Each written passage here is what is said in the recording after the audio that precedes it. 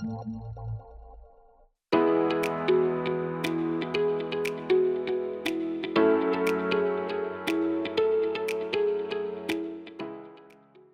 we kick off, and we've got such storied people who can speak very well to the things that we care about today, maybe good if we just take a brief moment to describe your background beyond which Erica has described, more like the nitty-gritty of your background and how that journey has kind of shaped your perspectives as CFOs in the companies that you're helping.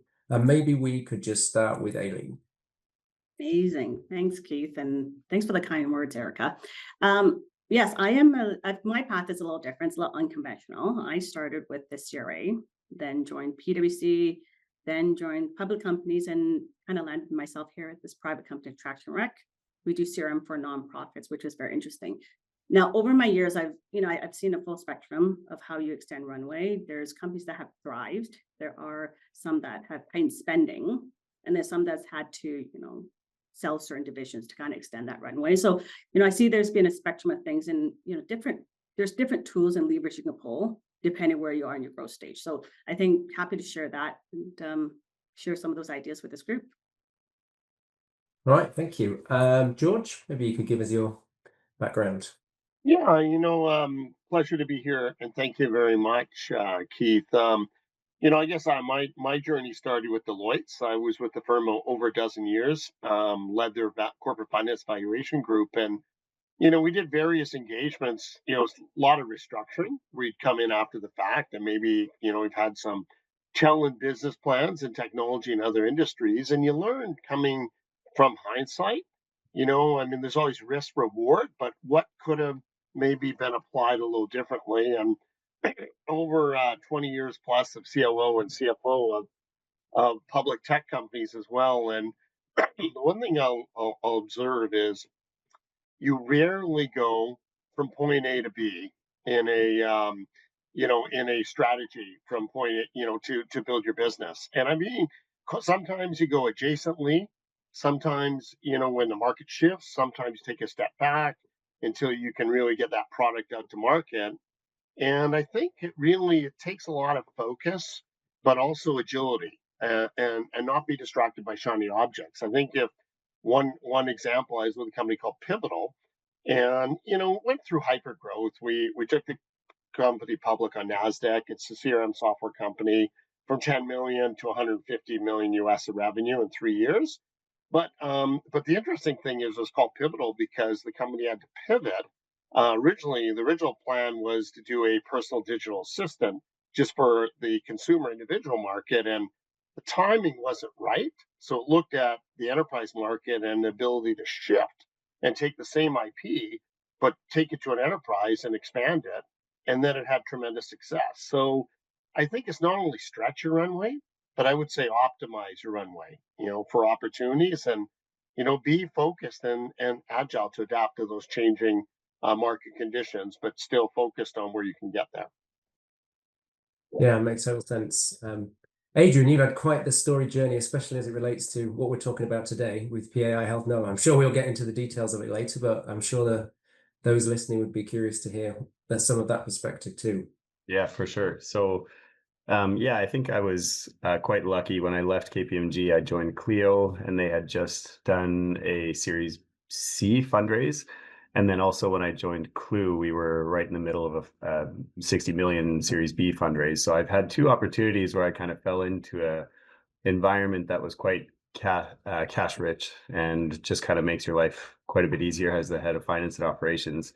But in between those two was the journey at Mio Global. And when I joined, about 6 months in, the lead investor, Adidas, had decided to pull out of the wearable technology and heart rate trackers and all that, and focus on shoes and apparel. And so they had been dripping funding to us maybe 1 or 2 quarters at a time. And the founder was quite confident that they would always be there. But this shift in their strategy suddenly meant that we were headed into an insolvency. And so about a 2-year battle to get out of the pits of insolvency, and full of, selling the brand, liquidating the hardware, filing our shred claims, and collecting on receivables from customers. But managed to pivot there and become a software first company called Pi Health. and it was a software that kind of became like a way to prescribe exercise, which is very much needed in the medical and kind of like physiotherapy world, just to try and like level set exercise across all humans. And so very cool technology, but still quite a lot of challenges in terms of getting it to market. So, yeah.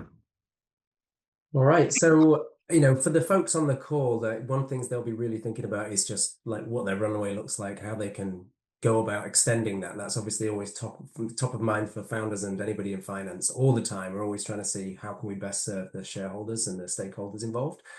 So maybe we can also just think about, one way is often talked about is cost cutting, but we can also use smarter growth. So based on your experience, maybe you could reflect on how you've used Shred or other grant programs alongside equity and debt, which obviously is the other main way that we think about extending our runway, but acts as dilution in certain circumstances. What worked, what didn't work, what could you do differently next time? Where can people learn from your mistakes and your successes? Adrian. Sure. Yeah. I'm just kind of, yeah, I'm so sorry. I'm just pivoting to the reorder of the questions. Sorry. Yeah. So, I mean, Shred is a no-brainer. I think like just really staying on top of what your R&D team is up to. I think you need partners like Boast that are going to help you understand how you're applying that scientific method to make sure that you qualify for those things. What I would say about grant funding in general is just that it can be announced one day and gone about a week later, sometimes even days. And so I think it's just critical that you're always keeping on top of the narrative that you're telling with your business. What is your business case? And that you're keeping those documents fresh because they're constantly changing, and that you're ready to kind of you're ready to engage in those grant conversations when the opportunities arise.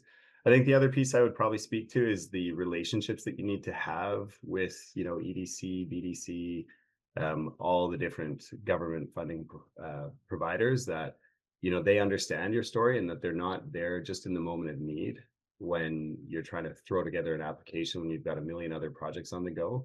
So making sure they're kind of connected to your story goes a long way for sure. Yeah, I think touching also upon that effectively these programs are not all born equal either. So like some of them take a lot more work to get value out. I mean, there's value to be had. If you put in the work, you can get the value, but also not always, because some of these cap out, and you've got to be mindful around when the caps are and kind of know the programs, which is difficult for sure. George, maybe you could reflect on your, what you've seen in that world, because I'm sure, especially with the gamut of companies that you've helped, that it's been very varied and different many times over. Well, yeah, I think a lot of relevant stuff, Adrian. So thank you, and proud of what you've done with Pi and at Clue and others. And if I look at, I'll expand it a little bit, Keith. To not just Shred, but just capitalization in general. I mean, obviously, you want to leverage non-dilutive funding, and if it's Shred, that's great. I think one of the things is, especially IRAP, where I've seen companies maybe modify their development strategy and plans because they think that it's great. I can fund whatever percentage of it there, but you got to remember you're still funding the other percentage. So it better make sense to what you're doing. So don't chase money just because it's partial subsidy. Chase it because it's what you are doing as a business to really grow. And they're great programs, be part of the ecosystem. A lot of my companies are all public, so I know they're changing to get cash refund back as opposed to just tax credit. Because quite often when you are public after early stage, you have a pretty sizable tax pool and loss carry forward, so the cash version is maybe less as relevant. But also, if you look at other avenues, especially global expansion outside of Canada, look at jurisdictions that are very proactive. Ireland comes to mind, and Northern Ireland as well, which is they'll subsidize. We've expanded there. They'll give wage and operating cost subsidies, so cash, and to get you in incentives. But they'll also have some tax concessions globally, which really can be quite beneficial for your global tax planning. But if I look at other stuff to consider, maybe um, what are you doing in your technology just generally? Or do you really have to build it and reinvent the wheel? Can you buy it? Can you leverage it? Can you OEM it? You don't want to water down your IP, but if there's open source or other kernels you can use, including AI, that you don't need to invent internally, your machine algorithms. So I think strategic financing that was referenced earlier is really relevant. They understand your business, your market. They can be a partner in distribution. I think, as Erica alluded earlier, best way to capitalize a company is probably through revenue, through customers. It's non-dilutive, so get creative. What can you do with distribution partners, especially if you're earlier stage? Is there a beachhead customer or partner you can give limited exclusivity, some prepaid minimums, things of that nature? And from employees, is there a way you can enhance maybe the share equity component to preserve some cash? I think, and don't never be afraid to ask your your vendors to invest in you. Have them give up some margin for longevity as well. And the final point I'll say is, debt. Be careful. There's a big trend on convertible debt, especially several years ago, and people say, hey, it's not payable in cash. It's great, but absent covenants and other stuff, it can really clock with compounding and be dilutive. So especially if, even though the cost of capital is lower, probably equity financing and these other sources are preferred for an early stage company. Yeah, I'd probably echo that last sentiment, especially, having gone through the pre-COVID days of saying, hey, money will be free forever. And that was quite literally the view of every single investor I spoke to, like, hey, just debt up to the hill, we'll have a minor equity stake and you can get the runway. And that obviously has not transpired. So hindsight 2020, but especially in today's market, we've seen that changed in the way companies are being valued as well. There has been a significant shift back to dollars off the bottom versus dollars on the top in valuations, notwithstanding AI, which I'm sure we will talk about more later. Maybe Ailey, you could just comment on, again, like, especially as you worked with Traction and how that played out with when you were dealing with Salesforce in the sale and how they even viewed how your structures were. I think some people will be curious to understand how that, how important that might have been in how you structured the organization so that you could a sale could be manifest as well.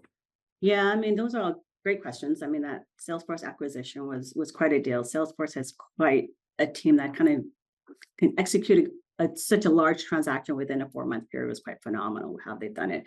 I think for us, when we kind of look at that, is Traction has gone through some really tough times, particularly with COVID, and there's a couple of things we've consistently leaned on is obviously government support. During that period, we got lots of government support with respect to our compensation. That was amazing. More recently, Traction Rec was rewarded a $3 million IRAP funding, right? And we love government funding. Our Canadian government supports, they want to maintain and support innovation within Canada. We continue to lean on it, particularly in light of all the uncertainties that's happening in the US, right? So, we always, first and foremost, have relied heavily on government support to kind of get us through that next stage. It prevents dilution, which we do not want because we want to maintain that interest to our current investors. But it's also that predictability of funding, right? The IRAP will have a certain funding. We've already signed the contract. Everything's great. We're kind of tied and committed to certain paths, which will allow that stability that you need in all this uncertainty, right? The other thing I would also look at when you kind of look at that is we've done different ways to extend runway. You've got the traditional, you've got obviously government grants. They've been very successful in supporting us. Then you've got the traditional line of credit, which I think people should consider where they need it. You got to get your line of credit when the going is good. Nobody insures a burning house. So something to consider. And there are in the current market is great terms. You don't have to get it for equity. There's, we recently got one with respect to just a minimum fee, and it's just a little guarantee, right? It's not going to last you forever, but a guarantee in case you do need to tap into that. And then lastly, I would look at, we've tried very innovative things to extend our runway. Some of that is going back to your employee base, right? Traction at its peak had over 1,200 employees, and we had gone back to our employees and say, hey, this is a very tough time. We don't want to have to lay anybody off. Is anybody willing to take a slight reduction in compensation to kind of get us through the next time with a commitment that will make you guys whole?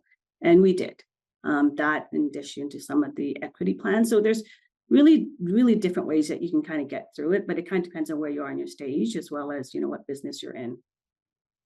Yeah, I think all of them really speak to just being back to the point at the very beginning, which is just being thoughtful about what you're actually solving for and making sure that whatever you're doing lines up to that properly.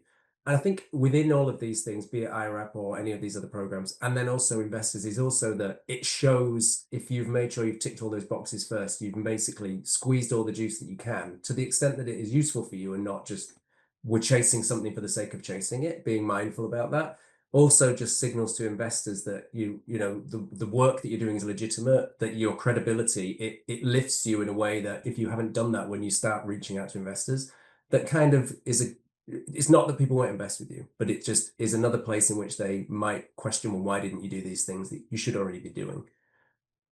Certainly, as we the world is changing, continues to change ever rapidly these days. And now we look at all we hear about in the news is about AI endlessly. Now we hear one day that AI will eat the world, and the other day AI will solve world hunger. And so surely the answer is somewhere in the middle. But certainly what I've seen when I've dealt with a lot of investors more recently is that they are laser focused on how that impacts the business, but both internally and externally. So certainly from both an operational standpoint, but even from a customer and product standpoint, maybe you could just reflect on the ways in which you can make savings, but also unlock new opportunities for revenue growth, which is the ultimate way to extend your runway in any circumstance. Maybe Adrian, we could start with you. Yeah, so I think one of the things that Clue is experiencing, there was some headlines on Clue as we were facing a layoff and restructuring decision. But one thing that I think many of our companies are facing after years and years, we were 10 years old at that time, you've got this buildup of technical debt. And as you're building your product out, you have to think about how it's fitting into an old product as well. And for us, where Clue is very much an AI forward company, we had 3 or 4 full-time employees who were just tasked with internalizing AI and seeing where we can find those efficiencies in people's roles. We were still finding that our engineering team was building new features that had to plug into the old product. And I think, there's times in the business when you need to make really tough decisions and say, this is the way forward, and that the past is the past and we have to let it go. And so just being kind of real with yourself and understanding where parts of your product may not be delivering value the same way and what is that path forward. I think right now with AI, there are so many tools. There's so many questions about whether or not your new business mode is going to be around your data or around your models and your agents that you're building. So, be part of that conversation and stay relevant, stay at the forefront and make those tough decisions quickly so that you can move forward. I think a lot of what I've been personally seeing as we work with Boast is that we have AI embedded in our product to solve for specific use cases around tax shred programs to maximize claims that customers can get. But it's also being clear-headed about what you are going to do and what you're not going to do. So, and separating clearly that line between what is the stuff that we will use the tools available and extend it and apply it to our use case, much to George's point of like, we're not boiling the ocean, we're not competing with OpenAI. We're certainly using their tools to apply those in a way in which they can't apply it to the things that we know. So how do you integrate your knowledge and your skill sets with the available tools, but at the same time making sure that there's some differentiation so that it is still a moat at the end of the day, and it isn't that somebody could come along and replicate that using exactly the same tools and compete with you. And I think that's the balance that companies that will most succeed they'll have found that balance well. But at the same time, I think there's also just being clear about what is outside to the customer on the product side and what is internal to the rest of the organization. And certainly taking the view that a lot of these things, as was the case before AI in many ways, are solved problems or companies have solved them for you. And also not trying to boil the ocean and say, hey, just because I can use AI to solve a problem in a generic way now in the finance function, for example, it doesn't preclude you from also using specific tools that solve, be it on the collection side or wherever you might focus, and being very clear about how you're going to solve it. Because I think those parts of the organizations are ones where we can limit the cost growth. So we can also extend our runway by making sure we're mindful about those tools. And then even as we get natural turnover, it's an opportunity to reflect on those things. George, I mean, obviously, Light AI, you are heavily focused on AI, so surely no one better to speak to how we should be thoughtful and mindful about the market itself. But maybe I'll turn it over to you briefly. Yeah, I think it's a great summary and input from everyone. And if I think about from a product standpoint that you've referenced and Adrian did as well, you certainly want to be differentiated. At Light AI, we basically over a decade have developed very specialized machine learning algorithms that are very focused at diagnosing medical conditions very quickly through use of a smartphone. Example, you take a picture of your mouth, and 20 seconds you'll know whether you have strep or not, and other medical conditions. And so for that, the relevance is it's from the ground up, very focused on medical research for that vertical application. It's not like putting images on a chat GPT horizontal, which won't get the level of accuracy. We're very highly accurate and disruptive, but and that's where we'll get the traction and be able to preserve that moat of that in addition to the patents we have. If I look internally, we kind of want to be in some ways the opposite. I want to leverage for efficiency, and there's a bit of a crawl, walk, run. And I think you really highlighted is what do you do and what don't you do, and don't get distracted on boiling the ocean and trying to do everything. But can you get quick wins, especially as a smaller or medium-sized company? Even large companies are going through this, and if you look at where do you automate stuff, especially if a manual repetitive tasks or large data sets. If you're looking in your organization for research, market, and other stuff, I mean, it's a great area to apply. We're using it in hiring, finding candidates, qualifying candidates. I think, as Adrian said, if you're not using AI in development processes now to be really increase your efficiency, but also it's almost like a QA and accuracy. So the old school developer may be a little bit defensive or not adapting, but the newer one will. And it's a tool. It doesn't replace you, but it augments what you can do. And if I look at customer outbound activities where it's pragmatic and practical, is sales campaigns, marketing campaigns. How do you optimize leads when you get a little bit of traction? How can you throw more investment there to really accelerate that and capitalize on that, and whether it's social media related or other? And then how do you really enhance qualification of your sales prospects? And that'll just result in increased efficiency of that, especially as a small and medium-sized company with limited marketing dollars. How do you get the biggest bang and ultimately most customers and revenue? So a lot of pragmatic areas that I think people are, I'd say crawling and walking, and then excited for the time because I mean it's iterative, and internally I think it's going to evolve a lot further. So exciting part. We're blessed. We're excited to be part of it. Obviously, as what we do. Yeah, definitely echo the comments on the internal side, on the go-to-market side. The plethora of tools now available there, even just from a cultural standpoint of how can you use it to train people. So people are doing largely the same jobs, but you're enabling them to ramp up. We see much faster ramp.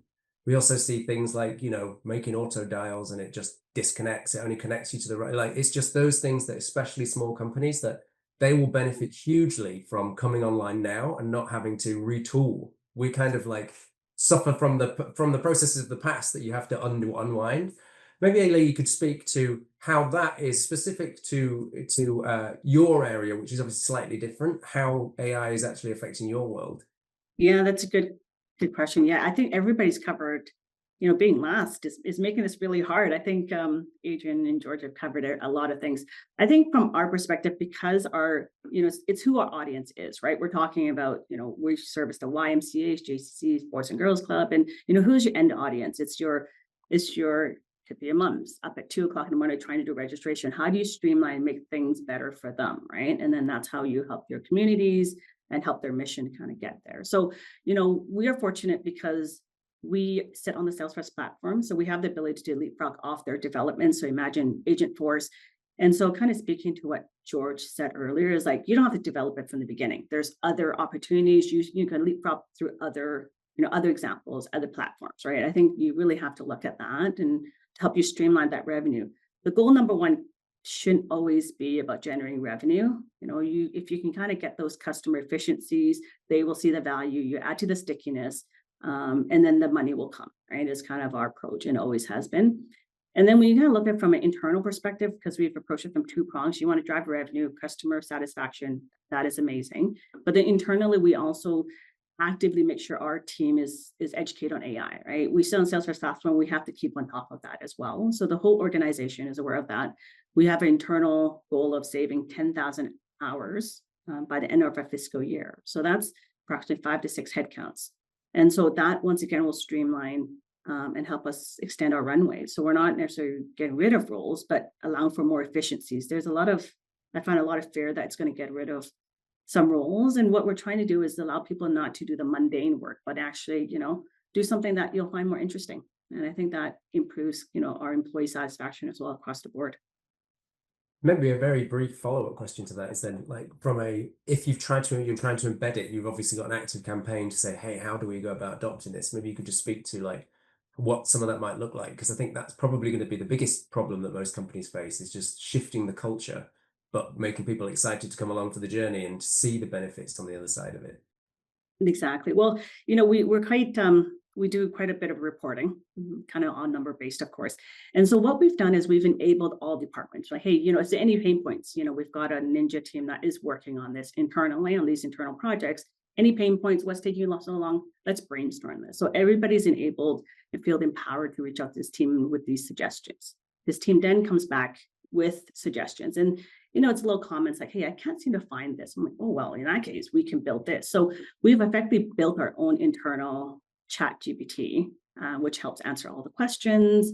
And then it's kind of moving up above that, right? Every quarter we report on it. We are measured by it. Our bonus is based on it. And so it kind of really does motivate. And when you see that acceleration, there's a lot of shout outs as well. And so I think we're on our path to 10. We're pretty darn close, and we're on towards the end of our fiscal year. So it's kind of motivating that internal team. And when they see that efficiency, it really does help, because everybody enjoys their job just a little bit better. Yeah, I think in a past life, I worked as the head of finance for Galvanize, which was known as ACL for many years in town. Yes. And for those who don't know, that made an analytic product that I think that it now does have AI in it. But at the time, one of the ways in which we approached the problem was trying to get people to just adopt their own tools was, how do you drink your own champagne? And it was like clearly finding those advocates in the company who speak so confidently about it, but also just excited and happy to share their knowledge, that kind of like brought the people who were maybe the more detractors or nervous about the technology, and how did they kind of move them along. It was very useful in that sense of just, the culture can't be top down. It has to be, you have to find those people to bring it up as well as going from the top. Just making sure we don't run out of time. Just keeping to the topic at hand as well. It's like, we've seen the market shift a lot. There has actually been a lot of stuff especially in the financial press lately, around what investors are looking at and how the market is responding to various areas of focus. Like, what do you see in your world that attracts investors? Clearly, it's not just one thing, but are there any kind of proof points that matter when you are talking to investors, when you are pitching what your company is doing, how you go about raising money? And just general, I think the audience would appreciate your experience and advice in this regard. Maybe we'll start with you, George. Yeah, no, great question. I think incorporates a lot of what we've talked about already, but you just step back and go, and really fundamentals. What are you doing? Why does it matter? And who's your team? And are you going to be prudent with trusted capital? And what are you going to do with it? And it's like any team, sports or business, when you get headwinds and you get challenges, how are you going to adapt? How are you going to find a way forward? And what's your track record? So and it's relevant to any stage company, but if you're early stage in pre-commercialization, what have you done milestone wise? How can you evidence that you've actually achieved a lot and you're well positioned? At the same time, once you have momentum, how are you going to execute, evidence that you're going to scale and take that capital for growth? So I think it really is focused on what fundamentals your opportunity, but really the team around and the credibility that you have that you're going to execute and what it matters. And there's probably some lessons learned that you'll be able to do in terms of what the team's done before. If I look at even Amazon, which went from stock market darling 20 years ago to challenge company, just but setting up infrastructure to ship books, and then now look at them. It sometimes takes time and discipline, but to go through a whole bunch of different twists and turns until you really find your momentum and niche and grow. Some get there faster and some more direct, but I think what's the tenacity of the team that's going to find those solutions and drive success with that capital? Adrian? Yeah, I was thinking about this question. It had been quite a while since we had to face the investment conversation and face the fundraising challenge. But I think, especially in our space, if people on the call are operating in the software world, there are just so many tried and true metrics that are out there and kind of agreed upon when we think about sales efficiency, when we think about burn multiple and NRR and GRR and all that. So kind of returning to your data, I think one story I'll share, when Clue at the beginning of 2023, we were about 250 people and we had one person in RevOps, and she was bogged down in data hygiene tickets and requests for new reports. And I think we truly were under investing in our data. And so we were not using her to her full capability. And I think companies need to be careful about that. Like, what is your investment in your data? How is your data hygiene? Who owns data? And just making sure that when investors come along, you have the metrics that you need to tell your story. And so you're tracking the right data, you're meeting those kind of benchmarks that have been tried and true out there in the industry. And that if you're not on side, you've got a path to get there. And so I think being really aware of what your investment timeline is, how long your cash rate is, your cash is going to last, what your burn rate is, and making sure that you're connecting with investors early so that they can hear the highlights of your story. And then when it comes time to go out to market, you've fixed those numbers, fixed those metrics, and you're ready to go. Yeah, I'm personally experienced this multiple times. I mean, my background is a computer science / data science as well. So I am a real geek when it comes to making sure the numbers are right and all the data is right. But having looked to raise money before and then hit roadblocks when essentially the numbers are not internally consistent, it's just red flag after red flag, and then you're in the fight. So as much as it is the boring stuff that kind of, it lays the groundwork to solve so many things and even just sets you up to be able to find out things you didn't know. But I think you're also completely on the money of like, don't try and invent new metrics. Don't come up with new ways to solve the problem that's already been presented. That just then you're asking somebody to do more legwork than they need to do to get to the point where you want them to get to. So focus on what they want to hear about, not what you want to talk about necessarily. Ailey? I think I would add, our market's a lot different. We're predominantly in the US. Over 95% of our sales are in the US, right? With all the uncertainty, what investors in our market are looking at is how are you going to pivot, right? While there's uncertainty in your market, what do you do? And I think for us, it's about looking at our other revenue streams. Like one of those things is payment processing. We process over $1 billion transaction that flows through our platform now. So how do you leverage off that while you continue to sustain your current market, right? Until it becomes more stabilized. So, we're looking at different opportunities and ability to pivot, but not to abandon the original SaaS core opportunity, because it will come back, right?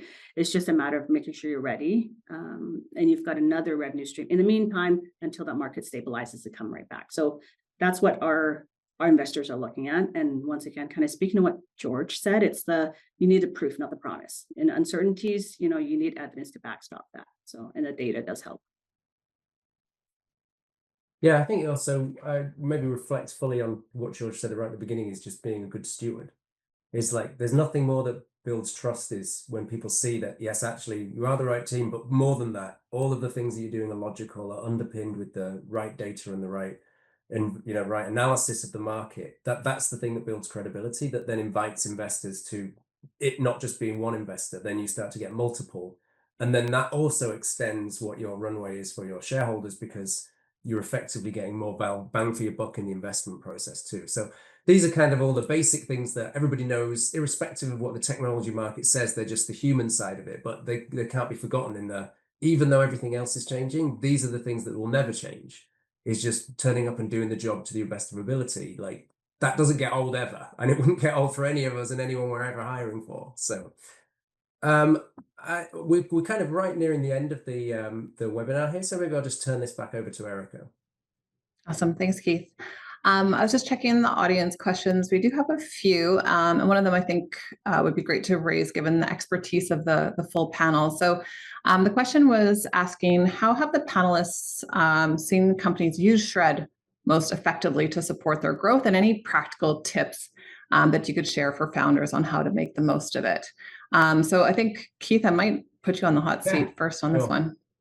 Yeah, I mean, personally, having done Shred for, like I said, for Galvanize, at Galvanize for many years, and with very large claims, multi-million-dollar claims, and then with Boast, which really we run the gamut of small companies doing huge amounts of research and getting large claims, as well as larger companies that, even if they're starting to get up to the point where it might not be refundable, but it still makes sense from them from a tax perspective. But fundamentally, within all of that is really just finding the right partners. Like, it is absolutely possible to do Shred on your own, and for some companies that get large enough, they'll want to pursue that. But ultimately, it's really that balance of making sure that not only Shred, that you don't just limit your focus to those programs alone. You're saying, like, how does this fit within the broader application of programs, so that you could optimizing the value you get out of it, and making sure that you're doing it in a way that, sometimes when I've done it in the past, we've focused on, in a previous life, that is, you need technical help to figure out how much you can push the boundary, but you also need it from the other. You need the guidance to say, like, yeah, you could, that is notionally innovative, but you're going to get into trouble. So finding that right balance and finding the right answer for your company at the right stage and the level of risk you want, that's going to be key. And the best way, I believe, to do that is with partner, just like I do with, we don't do all of our own internal tax on everything. We reach out to tax partners to help us do that planning. And I think it's key to do that in the Shred and other incentive program space as well. That's great. Thank you. George, do you want to weigh in? Yeah, I think to augment that would be, I mean, the research, it's easier because it's pre-commercialization and when that happens. But I think over the product life cycle, there's a lot of continued evolution and improvement, which qualifies as research. So, really remember, as you evolve during the product life cycle, version 2 or whatever you're offering, there's a lot of qualifying activities that just make sure you include over time. So sometimes companies say, "Oh, I built it, now we're commercialized. I'm not going to get it." Well, there's a lot of continued enhancements and innovation in ongoing, products that you should really be including and tapping in to be funded by these programs. That's excellent. Thank you. Ailey. I mean, Keith would be the expert on this, being at Boast and everything. But yes, I think on the Shred, it's exactly what they've kind of mentioned. You've got to focus on that and get the experts. You are not the expert, and they not only prepare the technical reports, but they help you maximize, right? And I think it's that initial, get that in there, and then you kind of can leverage off that and build from that. But the first time, it's really hard. You can't, everybody can't be their own doctors and figure out the own diagnosis. Bring in the experts, do it right the first time, and it kind of sets it up for proper hygiene. Adrian, anything to add? I think all I would quickly say is that I think a lot of engineering teams don't understand how Shred works. And so maybe just giving them a bit of a 101 so that they understand how they should be applying a scientific framework to their day-to-day, so that more can qualify and it's easier to tell that story, and that along the way they're keeping track of it. Just kind of lightens the burden of once a year having to scramble to get your tax return together. So yeah. That's great. Thank you. I might be able to do one more quick question. This might be a good rapid fire one, but it's more about lessons learned. So thinking about extending your runway, is there an area where you've seen founders cut too quickly and later regret? So maybe from your own experience or from, companies you've observed, can it be, is there areas that can feel like an easy cut that become harder to recover over time? George, I see you nodding, so I'm going to pop over to you first. Yeah, it's a lot of experience, unfortunately, in some of these areas, but it's I'd almost flip it over. I would say be really focused on what matters, have a tight plan, but also spend on only what you need to spend on early on. There's lots of companies that get that are well capitalized initially, and there's a lot of great areas of investment, but really prioritize what's important and, more importantly, what is not. Because if you preserve that capital in that runway, you'll have way more control later on, as opposed to the inverse that you've referenced, Erica, where they spent maybe a little bit over on a bunch of stuff, and then they have to really make tough decisions that hinder the core business. And I think it's about that, the agility when you need to, and fail fast if you're trying something, but at the same time with the tenacity of being focused to build.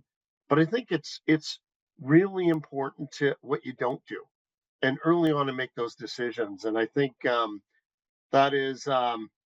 that's key. And then there's other areas that you can capitalize. I remember Intrinsic, and we went through, and Ailey, I totally agree with your point. We had 600 staff, and we all gave up salaries and took options, and we preserved it. We really anchored onto it as a team, and it was really galvanizing. But if I look at what we did there, we transitioned from one business really in mobile e-commerce. We had over 100 million invested, and when I came later, a lot of it had already been spent on things that really ultimately didn't matter. They all seemed really important at the time. And then we had to make this transition, and we went to an IoT platform, leveraging our core strength, partnering with Qualcomm, and we scaled back up. But one of the things we did, look at where you can take cost centers. We took our R&D engineers, which are so integral, but we couldn't lose them. So we actually, when this transition, we started cross-subsidizing with some of our initial beta customers to build the underpinning of the product. So we got customer cash incentives to come in, and that got us through a tough situation. So I think, rather than worrying about what you have to cut at the back end, if you can be proactive and prudent at the front end and make tough decisions, and you're going to have, you have 100 million in the bank, people are going to say, I want to do this, Gardner 3-year reports, everything, and they're all really important. But then if you're looking back, maybe 18 months later, you're going, holy crow, we don't have enough money to really get to market. Those are tough. So try to be prudent and proactive early. That's great, George. I'll open it up to the other panelists. Maybe just chat a bit more about discipline. I think for me, one of the things that certainly as companies get bigger is really building that framework of what instructs the company what they're solving for. So like mission, vision, values, those kinds of things, although they can totally be a waste of time. I've seen that many times too. But if they embrace it properly, then it is a framework by which companies don't waste time and money. It allows people to say, actually, what we're talking about today is not aligned with the core values and the core objectives of the company over the next 12 months. And then gives our employees the opportunity to reflect on those things, and then really either push for it because it does align and it is critical and we need to do it, or it allows them to kind of pump the brakes and say, like, we don't need to do this right now. Like that's going to take away that, time and focus and effort on the things that we've already agreed that we need to focus on in the immediate term. So I mean, in terms of like tactically, yes, I've very much seen companies massively overspend, pull back, have to let go of people, and it's always terrible. But it's definitely been as a function of a lack of clarity around what they're solving for, how they're addressing their customers' needs, and how their product and sales processes align to those things. And had they gone through the effort of being very clear about what their strategy was for the next 12 months, I think a lot of them would have seen a lot less wasted money and a lot less lost opportunities along the way. It takes time to do that stuff, though. It's not for free. It takes time to rally everybody in the business around that working. But if you can do it, it also permeates the culture, and people can start to reflect on it and say, like, promises held as well as promises kept, that kind of mentality within the business that I think is hugely valuable. That's excellent. Thank you. I'll maybe switch to our last question, and Ailey, I'm going to come to you first. So you're already unmuted, which is perfect. Just thinking about some of our audience members, being startup founders on the line who, are just starting out but have big ambitions. I'd love to hear from you. What are some of those kind of key takeaways or final thoughts you'd like to walk away with from today's session?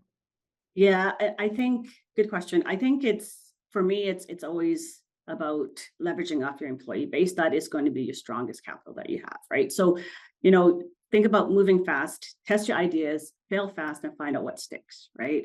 At Trash and Rec, we have this spike day where once a month, our devs can take a day or two to really just brainstorm ideas. Usually we give guidelines or not. They'll come with the ideas, takes one day, and then we can figure out, does that work or not, and move on to the next stage, right? So give the employees the ability or time to have some of these creative ideas, because they are the very smart ones. Leverage off that, test fast. You can't do everything 100% of the time. You're not aiming for perfection. And then go from there. I think just being very agile, and that's the benefit of being a small private company.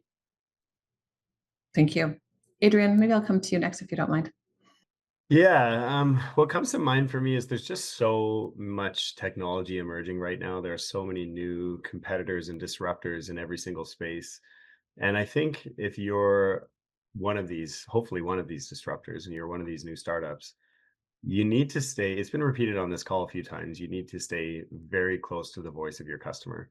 And so I might be a little bit biased where Clue, we had acquired a win-loss business, but win-loss can be quite expensive, but I think there are very scrappy ways to just stay close to the customer and ask the right questions and gather the right data so that you're on the right track and what your competitive advantage is.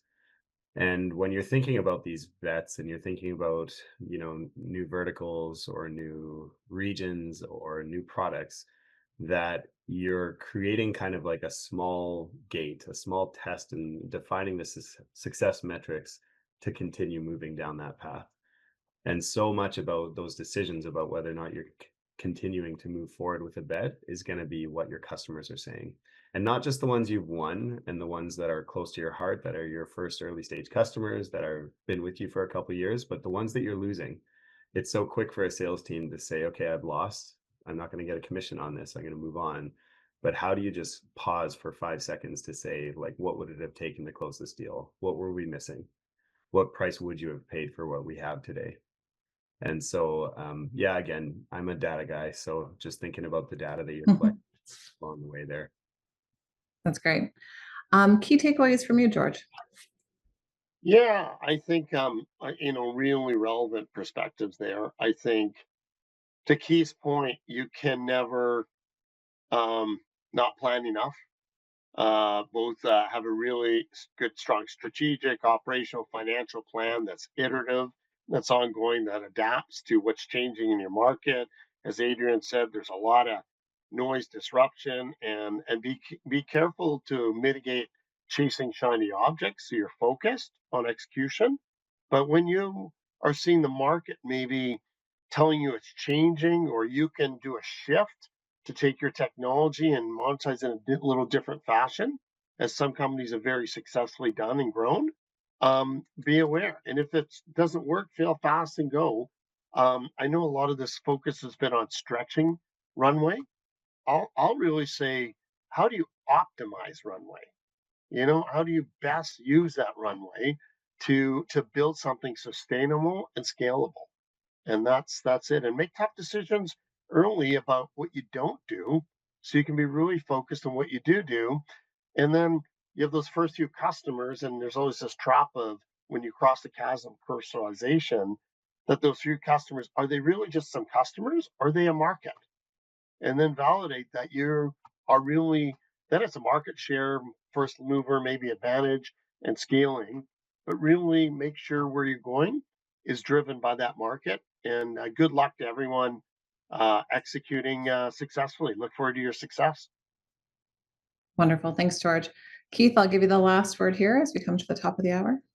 Yeah, maybe just reflecting on one of the comments that John said and expanding on it, especially for people who are just starting out or the more early stage, is that timing is everything. But it also is timing of like the timing of the things you control and the things you don't control. The things that you do control are going to be around how you're planning around getting access to funding and being clear about these are the investors I'm going to target. This is the banks I'm going to go and talk to. These are the associations that I'm going to work with to help me expand my customers, and these are the professionals that I'm going to work with to augment my business. And being super clear about all of that, because you will quickly find that where companies fail is where they haven't been as thoughtful enough as they should be about what that timing looks like. They run out of their runway, and then that's when they're scrambling. So being, almost prosaic about looking into the future and figuring out what your 18-month timeline always is, will let you sleep at night, first and foremost, but also give you the most reliable way to success. That's excellent. Well, thank you, Keith, for moderating such a great discussion today.